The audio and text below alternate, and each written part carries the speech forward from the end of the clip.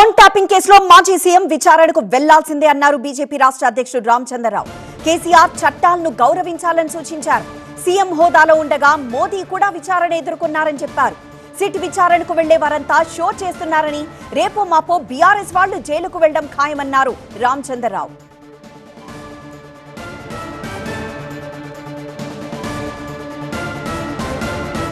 మనం కెమెరా పెట్టినాం, ఇట్లా పెట్టి ఇటు అనుకున్న కార్యకర్తలు చేస్తున్నాం. ఇలా ఫ్రీడమ్ ఫైటర్ చేసి వచ్చిన వాళ్ళు పోలీస్ స్టేషన్ పోతున్నారు. వాళ్ళు రేపు జైలుకు పోయేటోళ్ళు అది పెద్ద దండం పెట్టి పెద్ద ఘనకార్యం చేసినట్టు ప్రజల ఫోన్ ట్యాపింగ్ చేసుకొని ఏదో మొత్తం ఏది దాన్ని డ్రామాలు చేసుకుంటూ పోతున్నారు.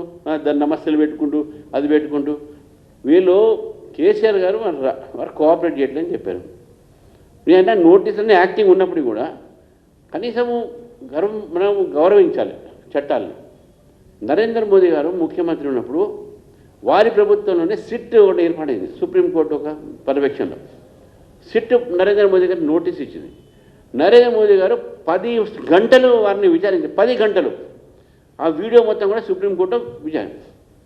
నరేంద్ర మోదీ గారు ముఖ్యమంత్రిగా ఉంటూ ముఖ్యమంత్రి గారి యొక్క పోలీస్ డిపార్ట్మెంటే 10 గంటలు వేస్తే వారు పోయారు. That is how you should respect law enforcing agencies. Law అని మనం రెస్పెక్ట్ చేయాలి. యూఆర్ ముఖ్యమంత్రి, మీరు ఉండే మీరు పిలిచినప్పుడు పోకపోతే ఎట్లా? You must cooperate. చివరికి మీ ఇద్దరు కలిసిపోతారు, అది వేరే మాట. కానీ కనీసము మీకు నోటీసు ఇచ్చినప్పుడు మీరు పోవాలి, చెప్పాలి ప్రజల ఫోన్లు మీద ఎందుకు ట్యాపింగ్ చేశారు. బీజేపీ వాళ్ళ ఫోన్లో ట్యాపింగ్ చేసి మునుగోడులో ఏ విధంగా ఈ ఫోన్ ట్యాపింగ్తో రకరకాలైనటువంటి కేసులు పెట్టారు. ఫామ్ హౌస్ కేసులు, ఆ కేసులు, ఈ కేసులు.